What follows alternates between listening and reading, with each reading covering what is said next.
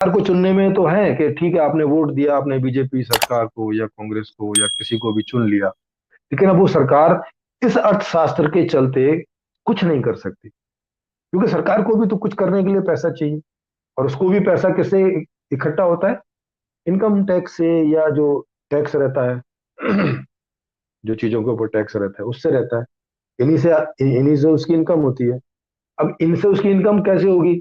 जब वो केवल 10% लोग ही प्रोडक्ट खरीद रहे हैं, तो थोड़ी इनकम होगी ना सरकार की भी।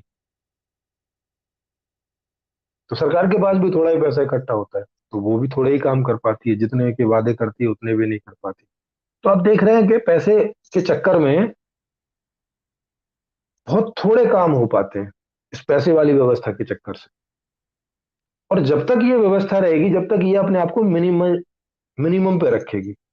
क्यों मिनिमम पे रखेगी? क्योंकि आदमी के पास पैसा ही नहीं है, वो मांग ही नहीं करता, तो बात शुरू ही नहीं होती। सुख समृद्धि की बात शुरू ही नहीं होती ना। सुख समृद्धि की बात कब होगी? कि मैं जो चाहूं खरीद सकूं, मेरे पास इतना पैसा हो, तभी तो सुख समृद्धि की बात होगी। तो आप खरीदने को बैठोगे, जो बनाने वाले हैं उनको मालूम होगा कि हाँ भाई, हम कितना भी सारा प्रोडक्शन बना दें, खरीदने के लिए लोग बैठे हैं, उनके पास है पैसा, तो तब वो बनाएंगे। तब बनाएंगे इसका मतलब है कि उनको ज्यादा लोग चाहिएंगे वो सब बनाने के लिए, तब फिर रोजगार पैदा होगा। रोजगार पैदा होगा तो उससे आपको पैसा आता है, क्योंकि ऐसे आपको पैसा आता नहीं कि भाई बैठे हैं और पैसा है आपके पास में, ऐसा तो कुछ है नहीं करते। आपको हर बात के लिए पैसा चाहिए, कपड़ों के लिए चाहिए, घर के लिए चाहिए, बच्चों के लिए फीस चाहिए, उनके लिए दवाई का चाहिए, खुद के लिए दवाई का चाहिए, आपके माता पिता हैं उनको दवाई का चाहिए, उनको रहन सहन का चाहिए, आने जाने का चाहिए, बिजली का चाहिए, पानी का चाहिए। सारी चीजों में तो पैसा ही चाहिए होता है।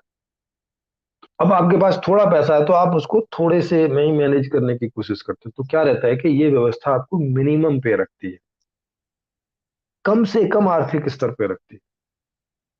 कुछ ही लोगों को मौका मिल पाता है, जो 1 से लेकर 10% तक हैं, कि जिन पर ये सारा पैसा चला जाता है।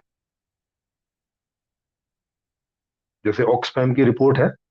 ऑक्सफैम की रिपोर्ट क्या कहती है कि 73% जो आमदनी है भारत भारत देश में, टोटल आमदनी, वो 1% लोगों की जेब में जा रही है लगातार। आमदनी, आय, जिससे आप मांग करते हैं, अब वो तो अब वो तो 1% की जेब में चली जा रही है। माने 1% लोग वो हैं जिन्हें जितनी जरूरत है पैसे की, उससे भी ज्यादा पैसा जा रहा है। तो अब उन्हें जितनी जरूरत है वो तो इतनी मांग करेंगे, बाकी पैसा तो उनके पास ऐसे ही फालतू में रहेगा स्टोर की। वो उसका कोई यूज नहीं कर सकते वो। तो अब क्या है इसका, कि जो 99% लोग हैं उनके पास में केवल 27% इनकम बची। और ये 27% में भी 25% इनकम जो है वो ऊपर के 7 8 9, जो हम 10% लोगों की बात कर रहे हैं, उनमें ही डिस्ट्रीब्यूट हो जाता है। क्योंकि आप सोचो, जब 1% पे 73 जा रहा है, तो उससे जो थोड़ा नीचे है उसको भी तो बड़ी इनकम जा रही होगी ना, उससे थोड़ी कम जा रही होगी। तो क्या होगा कि ये लगभग लगभग 98% जो इनकम है वो ऊपर के 10% लोगों पर सिमट जाती है। बाकी जो 98% लोग हैं उन तक तो 2% में ही गुजारा चलता है। मतलब आप लोग छाछ में ही जी रहे हैं ज्यादातर। ये मैंने आपको एक हल्की सी एक झलक दिखाई आज के खराब अर्थशास्त्र की, आज के जाहिल, जंगली, अनपढ़ टाइप के अर्थशास्त्र की। यूं तो इसकी पढ़ाई होती है यूनिवर्सिटी में, यूं तो इसमें लोग पीएचडी भी करते हैं आज के अर्थशास्त्र में, यूं तो इसके प्रोफेसर भी हैं, यूं तो इस पर बड़ी बड़ी बातें होती हैं, यूं तो इस पर बड़े बड़े सेमिनार होते हैं। मगर ये है जाहिल टाइप का ही, अनपढ़ टाइप का, ये जंगली टाइप का अर्थशास्त्र है। एक ऐसा जंगली टाइप का अर्थशास्त्र जो केवल और केवल 10% लोगों के लिए ही थोड़ा बहुत कुछ ठीक सा जीवन स्तर दे पाता है। 90% लोगों का ये जीवन स्तर नहीं दे पाता, उनको जंगली जैसा ही जीवन जीना पड़ता है, या दूसरे लोगों के दया दृष्टि पे ही उनका जीवन जो है वो संचालित हो पाता है। तो जब तक ऐसा अर्थशास्त्र रहेगा, जब तक कोई भी प्रधानमंत्री या कोई भी मैनेजर या कोई भी मैनेजमेंट में आ जाए चाहे, वो क्या कर लेगा? क्या कुछ कर लेगा? इतना ही होगा कि अगर वो कुछ भ्रष्टाचारी है, ऐसा कुछ नहीं है, तो थोड़ा बेहतर करेगा बस। लेकिन थोड़े से क्या बेहतर हो जाता है? जैसे अरविंद केजरीवाल है, मान लिया वो बाकी दूसरी पार्टियों से थोड़ा अच्छा काम कर रहा है, लेकिन थोड़ा सा ही अच्छा काम कर रहा है।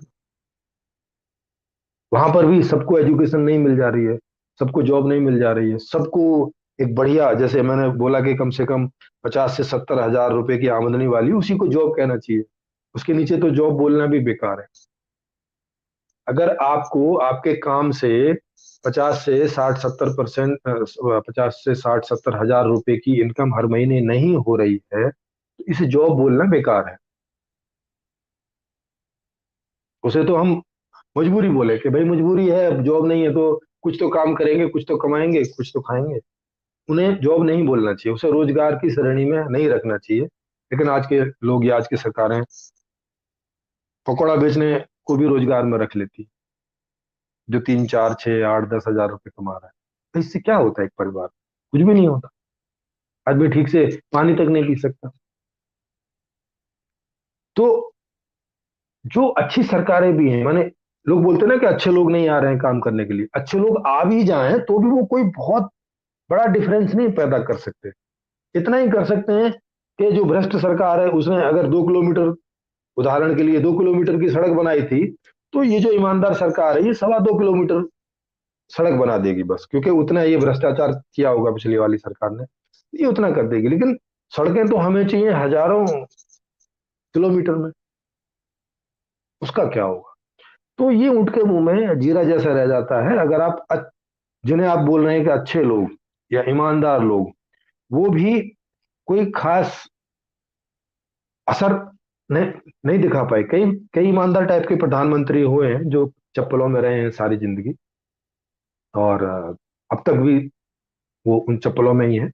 साफ दिखाई पड़ता है कि ये आदमी भ्रष्टाचार में नहीं रहा, लेकिन कुछ खास अंतर नहीं दिखा पाया। कई इस तरह के लोग रहे हैं और पूरी दुनिया में रहे हैं, तो कोई बहुत बड़ा अंतर नहीं दिखा पाते हैं। तो इस हिसाब से हमें ये समझ में भी आएगा कि एक्चुअली मेन मुद्दा खराब व्यवस्था का है, खराब लोगों का नहीं। व्यवस्था का खराब है, तो ये टॉपिक भी आएंगे कि क्या आदमी आदमी खराब होता है क्या मूल में, या कि खराब व्यवस्था में उसे खराब होने के लिए बाध्य होना पड़ता है, ऐसा है क्या? अगर ऐसा है तो व्यवस्था ठीक होने से आदमी तो अपने आप ठीक व्यवहार करेगा। ये सारे टॉपिक आएंगे इस पूरी की पूरी व्यवस्था में। तो